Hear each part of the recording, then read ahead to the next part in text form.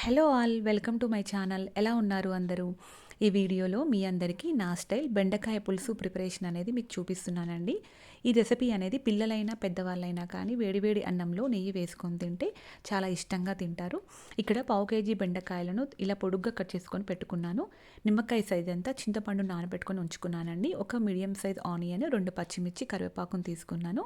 ఒక టమాటోను కూడా తీసుకున్నానండి. సో టమాటో యాడ్ చేయడం వల్ల మనకి పులుపు అనేది బ్యాలెన్స్ అవుతుంది. ఇక్కడ మనం చింతపండు వాటర్ని యూస్ చేస్తున్నాం కాబట్టి. సో ప్రిపరేషన్లోకి వెళ్ళిపోదామండి.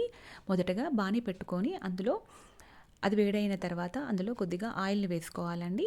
ఆయిల్ వేడయ్యాక అందులో జీలకర్ర ఆవాలను కూడా వేసుకొని అవి కాస్త చిటపటలాడిన తర్వాత మనం కట్ చేసి పెట్టుకొని ఉంచుకున్న ఉల్లిపాయ, పచ్చిమిర్చి, కరివేపాకును కూడా వేసుకోవాలి. ఇవి పచ్చిదనం పోయేంత వరకు అంతా ఒకసారి కలుపుకోవాలండి. దీంట్లోనే 4 నుంచి 5 వెల్లుల్లి రెబ్బల్ని కూడా వేస్తున్నాను. ఇవి దంచి వేసుకోవాలండి. మనకి పోపులో టేస్ట్ అనేది కొంచెం ఎన్హాన్స్ అవుతుందండి. దీంట్లోనే పసుపు కూడా 1 టేబుల్ స్పూన్ పసుపుని కూడా నేను యాడ్ చేశాను. ఇవి అన్నీ ఒకసారి కలిసేలా కలుపుకోవాలి. సో ఉల్లిపాయలు అనేది 2 మినిట్స్లో మగ్గిపోతుందండి. సో ఉల్లిపాయలు మగ్గిన తర్వాత దీంట్లో మనం కట్ చేసి పెట్టుకొని ఉంచుకున్న ఈ టమాటోస్ని కూడా వేసుకోవాలి.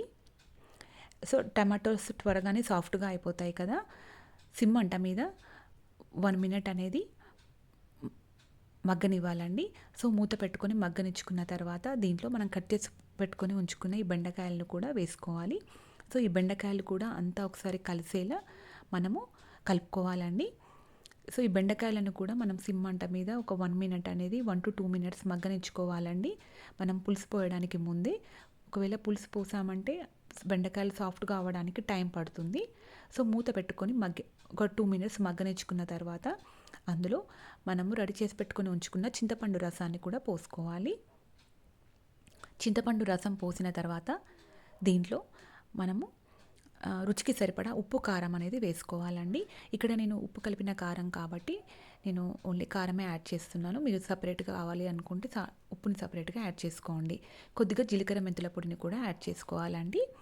సో అంతేనండి. ఇవి అంతా ఒకసారి కలుపుకొని సిమ్ మంట మీద ఒక 5 to 10 మినిట్స్ మగ్గనిచ్చేస్తే సరిపోతుంది.